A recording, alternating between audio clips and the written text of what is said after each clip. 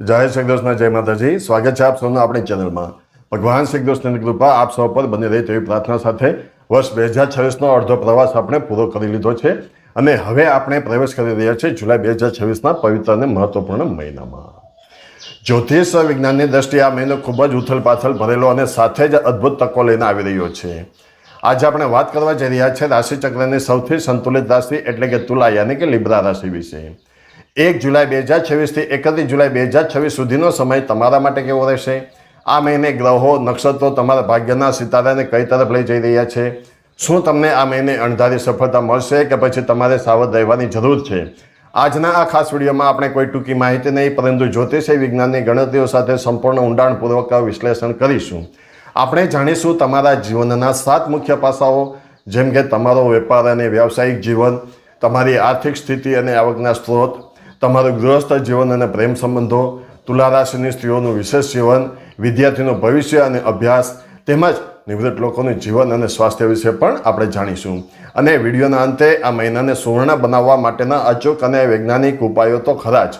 તેથી વિડીયોને ક્યાંય પણ સ્કીપ કર્યા વગર અંત સુધી પૂરો જોજો, કારણ કે અધૂરી માહિતી હંમેશા નુકસાનદેહ હોય છે, યાની કે નુકસાન કરતી હોય છે.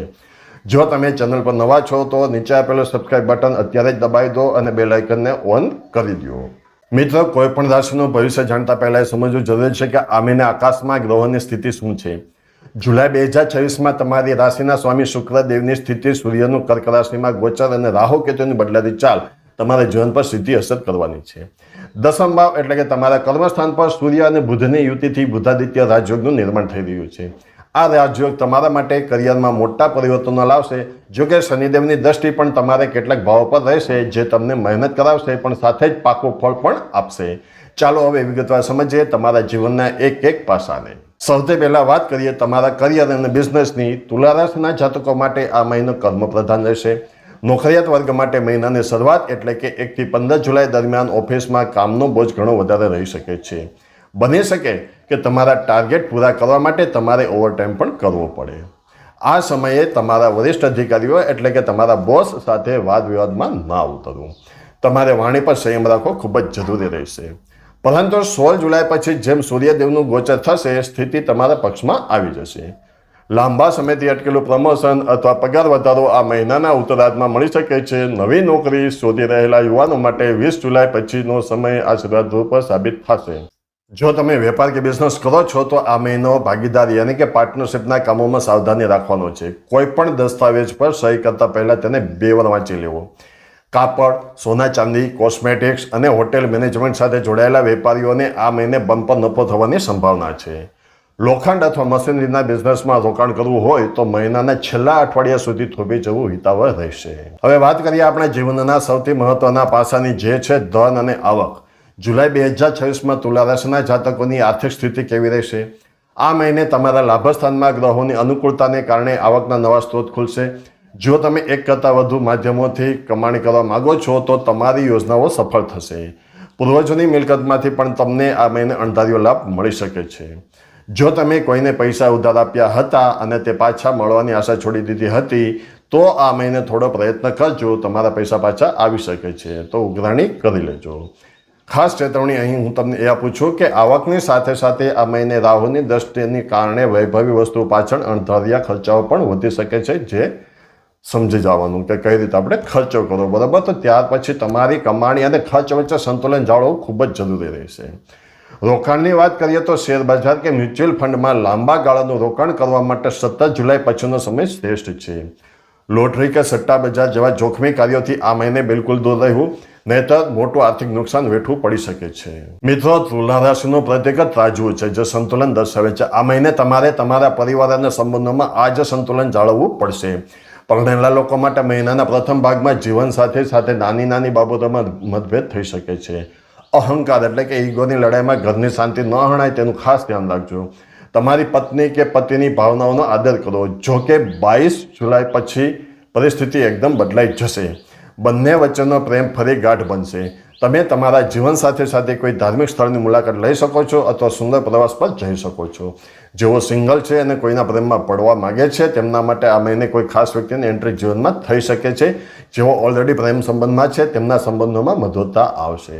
માતા પિતાના સ્વાસ્થ્યમાં સુધારો થશે. ભાઈ બહેનોનો પૂરો સહયોગ મળશે. ઘરના વડીલોના આશીર્વાદથી તમારું કોઈ મોટું અટકેલું કામ પૂરું થશે. હવે વાત કરીએ તુલા રાશિની મહિલાઓ માટે જુલાઈ 2026નો મહિનો કેવો અનુભવ લઈને આવી રહ્યો છે. તો કે જે મહિલાઓ નોકરી કરે છે અથવા પોતાનું બ્યુટી પાર્લર, બુટીક કે ઓનલાઈન બિઝનેસ ચલાવે છે તેમના માટે આ મહિનો ખૂબ જ પ્રગતિશીલ બની રહેશે.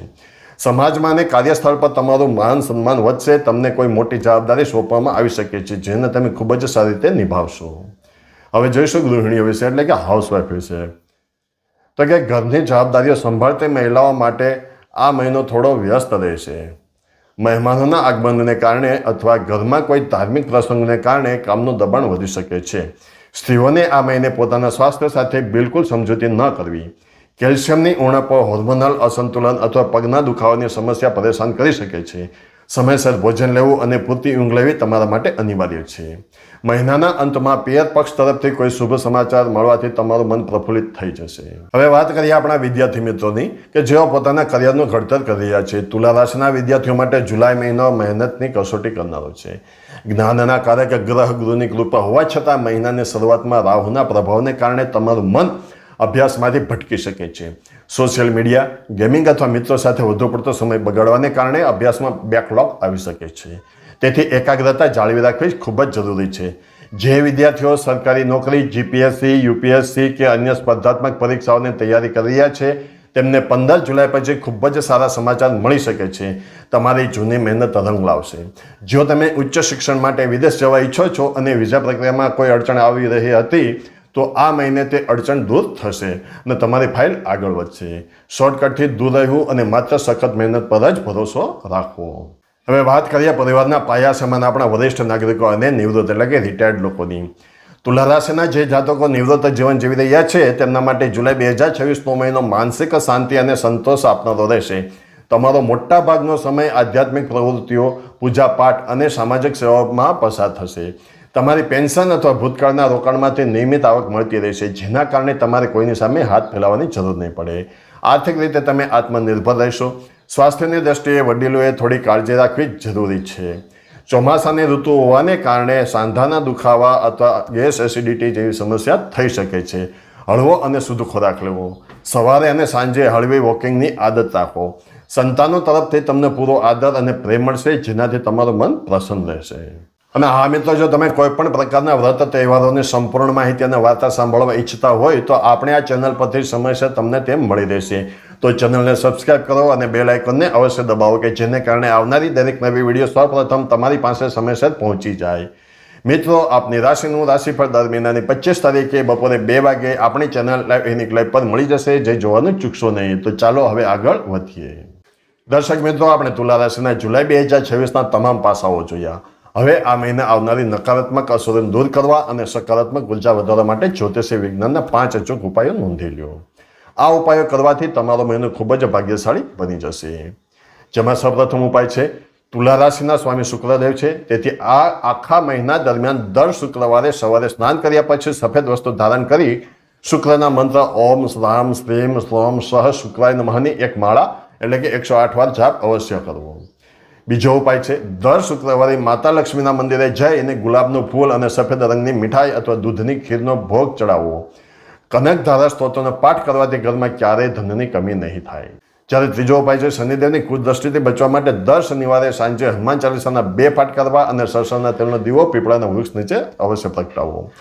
ચોથો ઉપાય છે રાહુ કેતુની શાંતિ માટે દરરોજ સવારે પક્ષીઓને સાપ, અનાજ એટલે કે ચણ નાખવાનું શરૂ કરો. આનાથી માનસિક તણાવ તરત દૂર થશે. પાંચમો ઉપાય છે ગાય માતાની સેવા કરો. બુધવાર અને શુક્રવારે ગાયને લીલું ઘાસ ખવડાવવાથી તમારા વેપાર અને નોકરીમાં આવી રહેલી તમામ અડચણો દૂર થશે. તો મિત્રો, આ હતું તુલા રાશિના જાતકો માટે જુલાઈ 2026નું સંપૂર્ણ અને વિસ્તૃત રાશિફળ. ગ્રહોની ચાલ કહી રહી છે કે આ મહિનો તમારી મહેનત અને સંતુલનની કસોટી કરશે, પરંતુ જો તમે સાવધાની રાખશો અને બતાવેલો ઉપાયો કરશો તો આ મહિનો તમારા જીવનનો શ્રેષ્ઠ મહિનો સાબિત થઈ શકે છે. આશા રાખું છું કે તમને આ જ્યોતિષી વાત કરી તો તમને ગમી હશે. જો વિડીયો ઉપયોગી લાગ્યો હોય તો તેને એક લાઇક ચોક્કસ કરજો. તમારા મિત્રો અને પરિવારના તુલા રાશિના સભ્યો સાથે આ વિડીયો અચૂક શેર કરજો, જેથી તેઓ પણ આનો લાભ લઈ શકે. તમારી રાશિ કઈ છે અથવા તમને કોઈ પ્રશ્ન હોય તો નીચે કોમેન્ટ બોક્સમાં જરૂર જણાવજો. આવતા મહિને ફરી મળીશું આવી જ રસપ્રદ અને સચોટ માહિતી સાથે. ત્યાં સુધી ભગવાન આપ સૌને સુખી, સ્વસ્થ અને સમૃદ્ધ રાખે તેવી પ્રાર્થના સાથે ખૂબ ખૂબ ધન્યવાદ. જય શ્રી કૃષ્ણ, જય માતાજી.